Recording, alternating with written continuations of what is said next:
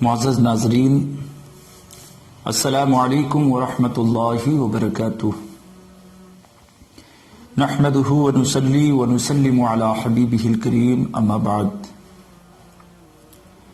ناظرین، آج ایک خاص عنوان کے تحت میں آپ کی روبرو ہوں۔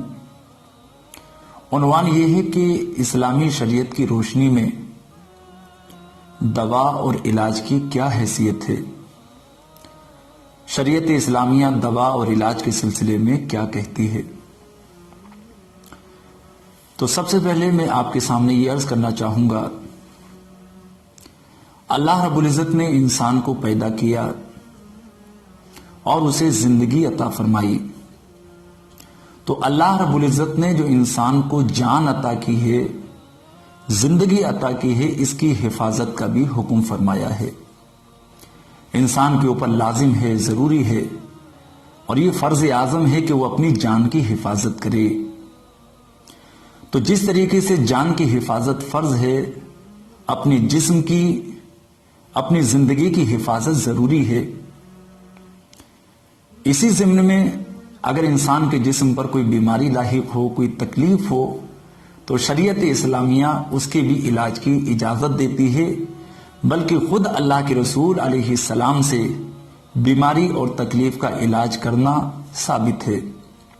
اللہ کے رسول علیہ السلام نے صحابہ کو علاج کا حکم بھی دیا۔ اب علاج کی تفصیل یہ ہے کہ علاج دواؤں کے ذریعے بھی ہو سکتا ہے، علاج دعاؤں کے ذریعے بھی ہو سکتا ہے، علاج دعا کے ساتھ ساتھ بہت سارے دم شریعت میں بتائے گئے دم کے ذریعے، تعویذات کے ذریعے بھی علاج ہو سکتا ہے۔ اور کسی بھی بیماری کا علاج کرنا یہ بے صبری نہیں ہے، صبر کے خلاف نہیں ہے۔ شریعت میں حکم یہ دیا گیا، اگر آپ بیمار ہو جائیں، کسی بیماری میں، کسی تکلیف میں مبتلا ہو جائیں، تو شکوہ شکایت نہ کریں، آپ صبر کریں اور اس حالت میں بھی اللہ کا شکر ادا کریں۔ لیکن بیماری کے علاج کرنے کے سلسلے میں شریعت یہ کہتی ہے آپ بیماری کا علاج کریں، آپ دواؤں کے ذریعے بیماری کا علاج تلاش کریں۔ بیماری کا علاج کرنا، دوا کا انتظام کرنا، یہ صبر کے خلاف نہیں ہے، یہ شریعت کے خلاف نہیں ہے۔ دوا کے سلسلے میں، علاج کے سلسلے میں آقا کریم علیہ السلام کے بہت سارے فرامین موجود ہیں۔ چند احادیث اس ضمن میں آپ کے سامنے عرض کرنا چاہوں گا۔ چنانچہ بخاری شریف کی حدیث پاک ہے، جس میں حضرت ابو ہریرہ رضی اللہ تعالیٰ عنہ سے مروی ہے، وہ کہتے ہیں کہ اللہ کے رسول علیہ السلام نے فرمایا، ما انزل اللہ داء الا انزل له شفاء۔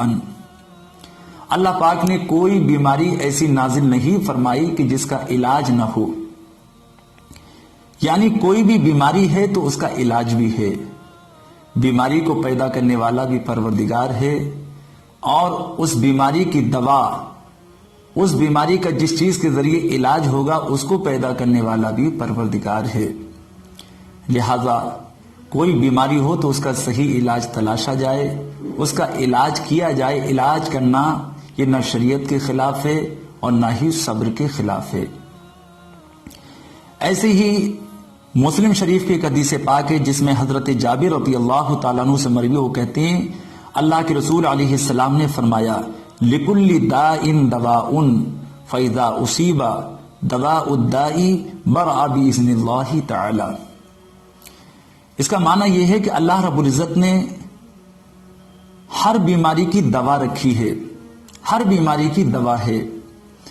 جب بیماری کو اس کی صحیح دوا پہنچا دی جاتی ہے تو اللہ تعالیٰ کے حکم سے بیمار اچھا ہو جاتا ہے۔ تو ہر بیماری کی دوا ہے، لیکن دوا ایک وسیلہ ہے، ایک ذریعہ ہے، جسے اپنانے کا حکم ہے، جسے اپنانے کی اجازت ہے، اور حقیقت میں شفا دینے والی ذات اللہ رب العزت کی ہے۔ تو ہم بیمار ہو جاتے ہیں تو ہم دوا کرتے ہیں، علاج کرتے ہیں، کیونکہ دوا اور علاج کرنے کا حکم ہے، اس کی اجازت ہے۔ جب ہم دوا کو اختیار کرتے ہیں، علاج کو اختیار کرتے ہیں، اور وہ صحیح دوا اور صحیح علاج ہوتا ہے، تو اللہ رب العزت کے حکم سے اس میں شفا ملتی ہے، اللہ رب العزت شفا عطا فرماتا ہے۔ یہی وجہ ہے کہ شفا چونکہ اللہ کے دست قدرت میں ہے، اللہ کے اختیار میں ہے، بسا اوقات علاج کے باوجود بھی آدمی کو شفا نہیں ملتی، تو علاج کرنا ہمارا کام ہے، دوا کرنا ہمارا کام ہے، شفا دینا یہ اللہ رب العزت کا کام ہے، یہ اللہ رب العزت کی قدرت میں ہے۔ اس حوالے سے ایک خاص بات فقہاء کرام یہ فرماتے ہیں کہ اللہ پاک نے شفا حلال چیزوں میں رکھی ہے، جائز چیزوں میں رکھی ہے، اس لیے فقہاء فرماتے ہیں حرام چیز کے ذریعے علاج کرنے کی اجازت نہیں ہے، حرام چیز کے اندر شفا نہیں ہے۔ اس ضمن میں بخاری شریف کی ایک حدیث پاک ہے جس میں اللہ کے رسول علیہ السلام نے فرمایا کہ اللہ پاک نے حرام چیزوں میں، ناپاک چیزوں میں شفا نہیں رکھی، لہذا کسی ناپاک چیز کے ذریعے، حرام چیز کے ذریعے ہرگز علاج نہ کیا جائے، حلال طریقے سے حلال چیزوں کے ذریعے علاج کیا جائے۔ تو یہ علاج نہ شریعت کے خلاف ہے، نہ یہ صبر کے خلاف ہے، بلکہ یہ دائرے شریعت ہی میں آتا ہے۔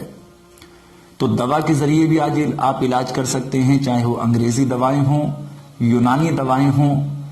اب فقہاء فرماتے ہیں کہ بہت ساری انگریزی دواؤں میں الکحل کی آمیزش ہوتی ہے، لیکن چونکہ اس میں اطلاع عام ہے، اس میں عموم بلوہ ہے، اطلاع عام ہونے کی وجہ سے، عموم بلوہ ہونے کی وجہ سے انگریزی دواؤں کے استعمال کی بھی اجازت ہے، انگریزی دوائیں بھی استعمال کر سکتے ہیں، یونانی دواؤں کے ذریعے آپ علاج کر سکتے ہیں، دیسی دواؤں کے ذریعے آپ علاج کر سکتے ہیں۔